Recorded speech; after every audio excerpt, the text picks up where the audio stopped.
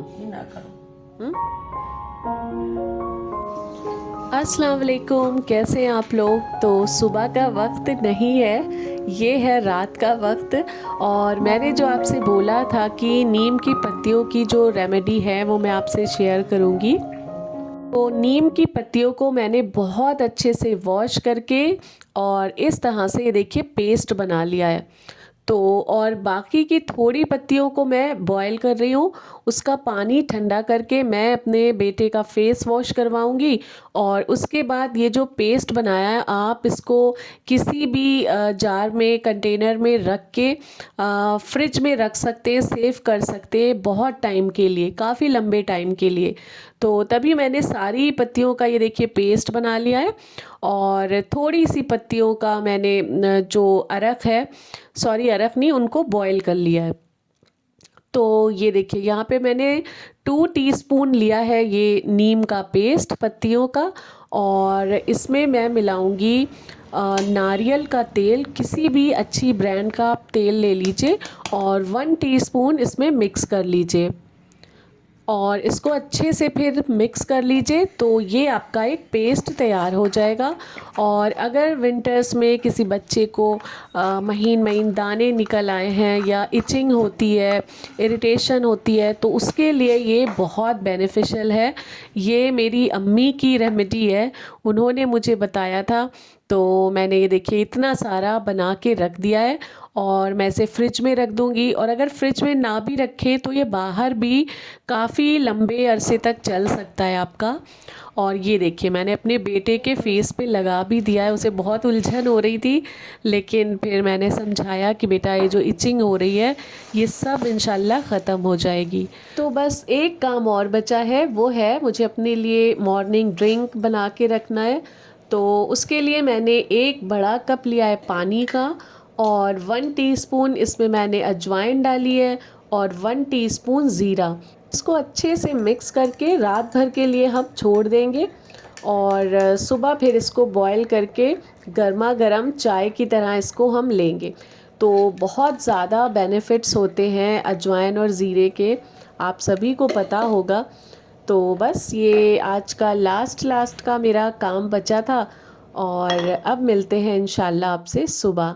लेकिन ये देख लीजिए मेरे बेटे की हरकतें, इतनी रात में स्कूटी लेके बाहर जा रहे थे। तो खैर मॉर्निंग हो चुकी है और मेरा ब्रेकफास्ट भी बिल्कुल रेडी हो चुका है। तो ब्रेकफास्ट में मैंने बनाए हैं गर्मा गर्म पराठे और सोया आलू की सब्ज़ी और चाय।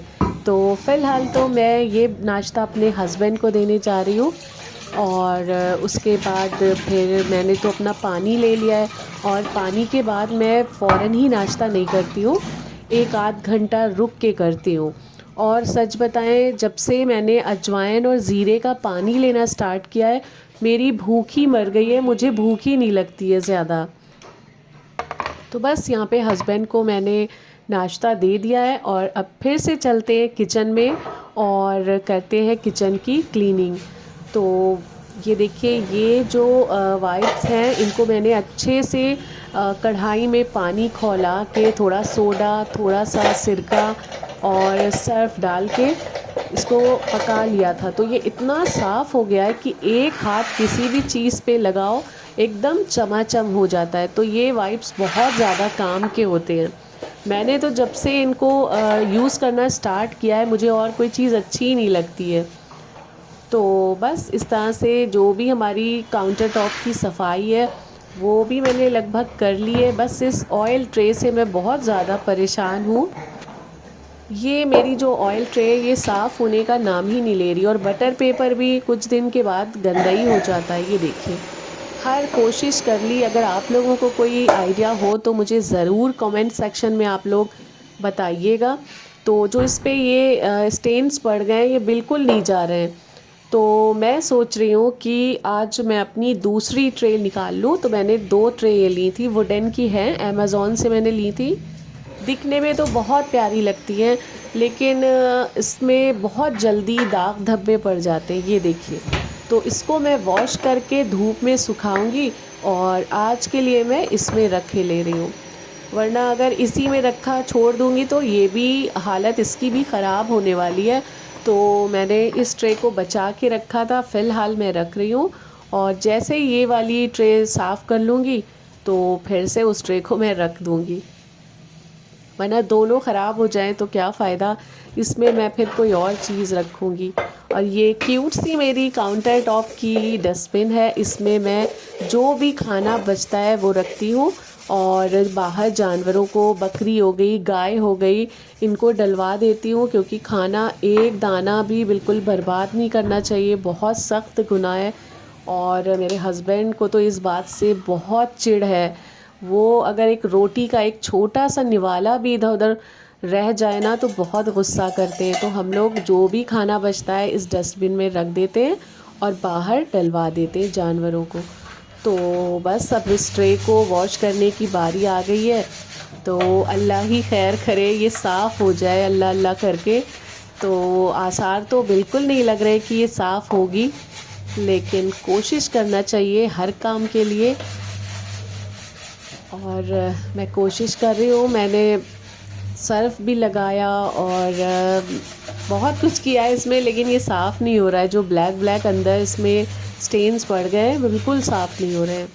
तो बस इसका यही चारा है कि इसको सुखा के इसमें बटर पेपर लगा के तब इसको यूज़ किया जाए, क्योंकि बिना बटर पेपर के ये बहुत ही गंदी नज़र आती है। जबकि धुली है, सुखा भी लूँगी, लेकिन सामने वाला देखेगा ना तो कहेगा बहुत गंदी ट्रे है ये। तो वुडन से अच्छी तो फिर मुझे अब जो प्लास्टिक की ट्रेज़ आती हैं वही लगती हैं, उनको कम से कम आप वॉश कर लीजिए, एकदम न्यू हो जाती हैं।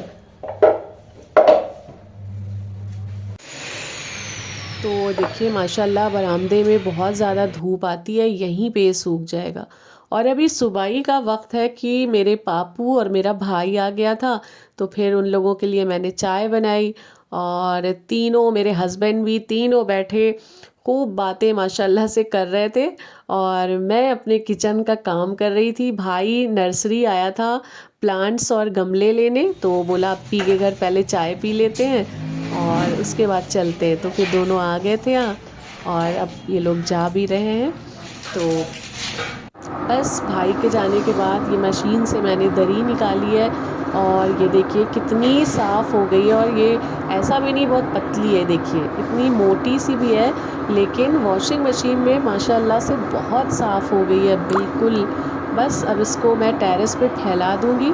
तो ये मैं अपने सोफ़ों पे डालती हूँ, 2 दरियाँ हैं हमारी, और मशीन में धुल जाती हैं तो बहुत इजी रहता है। वरना विंटर्स में फिर आंगन में फैला के ब्रश से धोने में पूरा मैं भीग जाती हूँ और फिर ज़ुकाम नज़ला हो जाता है। तो ये एक राहत की बात है कि ये मशीन में धुल जाती है ईज़िली। तो सारी डस्टिंग, कपड़े, नाश्ता सब कुछ होने के बाद अब बारी आती है झाड़ू की। और सबसे इजी काम मुझे यही लगता है, फटाफट से माशाल्लाह हो जाता है। और ये झाड़ू आगे से मैंने, ये मेरा ख़्याल है अमेज़ॉन से ही मंगाई थी, लेकिन आगे से पता नहीं कैसे गोल गोल सी हो गई है। तो मैं सोच रही हूँ कि क्या मैं इसे काट दूँ आगे से कैंची से, तो शायद पहले जैसी हो जाए। और ये भी हो सकता है कि बिल्कुल ख़राब हो जाए। तो अब मैं चांस लूँगी, क्योंकि इसलिए कि मुझे न्यू लेनी भी है और ये अब थोड़ी ख़राब सी हो गई, ज़्यादा काम नहीं कर रही है। और झाड़ू वगैरह करने के बाद अब बारी आती है पोछे की। तो ये मैंने कुछ ही टाइम पहले न्यू पोछा ख़रीदा है और बहुत अच्छा है। मैं खैर हमेशा से यही यूज़ कर रही हूँ। इससे पहले बकेट वाला था, लेकिन वो किसी मसरफ़ का नहीं होता है और उसकी बकेट बहुत जल्दी ख़राब हो जाती है। मैंने ये सोचा कि अब की से सिर्फ सिंगल पोछा लेती हूँ, बकेट को नहीं लेती हूँ, क्योंकि बहुत जल्दी टूट फूट जाती है, पोछा उसमें बिल्कुल सूखता नहीं था। और ये देखिए माशाल्लाह से जाड़ों की सौगात है ये। ये देखिए कितनी अंदर से कुरकुरी है। छील के मत खाइए बेटा, ऐसे बहुत टेस्टी लगती है। मम्मी ने मैं अच्छा छिलका लाई, हमें तो छिलका इसका बहुत पसंद है, फायदेमंद हम भी नहीं छिलका होता खा है। लेते हैं। मुझे शकरकंद छिलके के साथ बहुत ज़्यादा अच्छी लगती है, तो मैं हमेशा अच्छे से वॉश करके इसको भूनती हूँ। पालक है, कद्दू है, पत्ता गोभी है, बैंगन है, लौकी है, बथुआ है, अदरक है, नींबू है, सेम है, मोटी मिर्ची है, बैंगन इसके 100 ग्राम। और फिर आ गए थे सब्ज़ी वाले भैया, तो यहाँ पे मैंने कुछ सब्ज़ियाँ ली और मैं सब्ज़ी ले ही रही थी कि माशाल्लाह से मेरी अम्मी आ गई और फिर हम दोनों माँ बेटियों ने बैठ के बहुत सारी बातें करी। और अम्मी खैर बहुत ज़्यादा टाइम के लिए तो नहीं आई थी, उनका दिल एकदम से मुझसे मिलने को कर रहा था, तो वो आ गई थी थोड़ी देर के लिए क्योंकि घर में कोई गेस्ट भी आने वाले थे। और फिर अम्मी चली गई और उसके बाद हो गया था ज़ोहर का टाइम। तो फिर मैंने यहाँ पे बरामदे में धूप आती है मेरे चौके पे, यहीं पे मैं बैठ के नमाज़ पढ़ती हूँ ज़ोहर की। और ये देखिए, ये आज मैं अलमारी साफ़ कर रही थी, तो ये एक मेरा बहुत पुराना सा कुर्ता निकला है। ये करीब मैंने 5 या 6 साल पहले ख़रीदा था, 5 साल पहले शायद ख़रीदा था।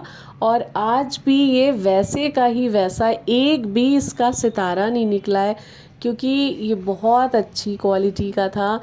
और इसे देख के मेरा दिल खुश हो गया कि अगर आपकी चीज़ें इतनी पुरानी हो और वैसे की वैसी रहे। ये मैंने भी बहुत पहना, मेरी बड़ी वाली बेटी ने भी पहना और आज भी वैसे का वैसा है ये। और यहाँ पे असर का टाइम हो चुका था, तो फिर असर की नमाज़ जो है वो मैं पढ़ती हूँ अपने रूम में, बेडरूम में, क्योंकि बाहर इस वक्त फिर ठंडक हो जाती है। और उस रूम में ये कारपेट पड़ी थी, तो मैंने अच्छे से वॉश करके इसको इस रूम में डाल लिया है। और ये देखिए पता नहीं क्या हो गया, मैंने बहुत अच्छे से वॉश किया, सब कुछ किया, लेकिन ये सीधे होने का नाम ही नहीं ले रहा है। तो पता नहीं ये कैसे होगा सही, बहुत ज़्यादा इरिटेशन होता है इसको देख के। तो खैर कोई बात नहीं। और ये जो कारपेट है ये स्पेशली मैंने इसलिए ली थी कि इस पे नमाज में पढ़ूँ, तो माशाल्लाह से एकदम पाक साफ़ है। तो असर की नमाज़ मैं यहीं कमरे में पढ़ती हूँ, असर, मगरिब और इशा की सारी नमाज़ें मैं ठंड में यहीं रूम में पढ़ती हूँ। और ज़ोहर की बाहर पढ़ने में बहुत सुकून मिलता है, बिल्कुल धूप आती है, बहुत अच्छा लगता है। तो बस अपनी नमाज़ अदा करते हैं और उसके बाद आप लोगों से मिलते हैं। तो यहाँ पे मेरी बेटी आई थी मार्केट, उन्होंने देखा एक छोटी सी शॉप खुली है और इस पे बहुत सारे ऑफ़र्स चल रहे थे। और आपको यकीन नहीं होगा, ये सिर्फ 50 रुपीज़ का पिज़्ज़ा है। मेरा ख़्याल ये न्यू खुली है इसलिए ये ऑफ़र है। और देखने में तो बहुत अच्छा लग रहा था, पता नहीं टेस्ट में कैसा होगा, लेकिन बहुत ही अच्छे स्टाइल में ये बना भी रहे थे। तो उसने, मेरी बेटी ने यहाँ पे थोड़ा सा वीडियो भी शूट कर लिया और बहुत ही रीज़नेबल प्राइस में। और ये देखिए लेके आई, मैंने बोला था बहुत ज़्यादा 2-3 मत ले लेना, सिर्फ एक लेना, पहले टेस्ट करके देखते हैं, अच्छा होगा तो पास में ये फिर मंगा लेना। तो ये एक पिज़्ज़ा लेके आई हैं और ये देखिए दिखने में तो बहुत ही ज़्यादा यमी लग रहा है। तो अब टेस्ट की बारी है, टेस्ट करके देखते हैं। और यकीन मानिए कुछ चीज़ें ऐसी होती है कि आप बड़ी शॉप से लेना पसंद करते हैं, लेकिन इस तरह से जो छोटी छोटी सी शॉप्स होती हैं वहाँ भी बहुत अच्छी मिलती हैं, बहुत मज़े का पिज़्ज़ा है। तो बस पिज़्ज़ा वीज़ा खाने के बाद हो चुकी है शाम और यहाँ पे मेरे हस्बैंड लेके आए हैं ये फ़िश। तो ये फ़िशेस जो हैं बहुत ज़्यादा छोटी छोटी सी हैं, तो मुझे तो देख के ही बड़ी उलझन सी हो रही थी। और देखिए मेरे हस्बैंड किस तरह से इनको साफ़ कर रहे हैं। ये एकदम सफेद है। ये लोग ऐसे बना देते हैं, ये निकालते नहीं है, मतलब सीधे डायरेक्ट। बंगाली लोग ऐसे बनाते हैं। मैं बंगाली एक बार ढाबे पे गया था। कुछ में होता है क्या, ये घास वास होती है ये जो हम तो ये कभी ना खाएं, कौन ये मछली। ये वाली हाँ, बने। तो मेरे हस्बैंड बोल रहे थे जब बनेगी ना तो मज़ा आ जाएगा, लेकिन खैर मैंने तो बिल्कुल छुई तक नहीं थी और बाकी सबने खाई थी। तो बस इस व्लॉग को यहीं पे एंड करते हैं, मिलते हैं नेक्स्ट व्लॉग में। अपना बहुत सारा ख्याल रखिएगा। अल्लाह हाफिज़।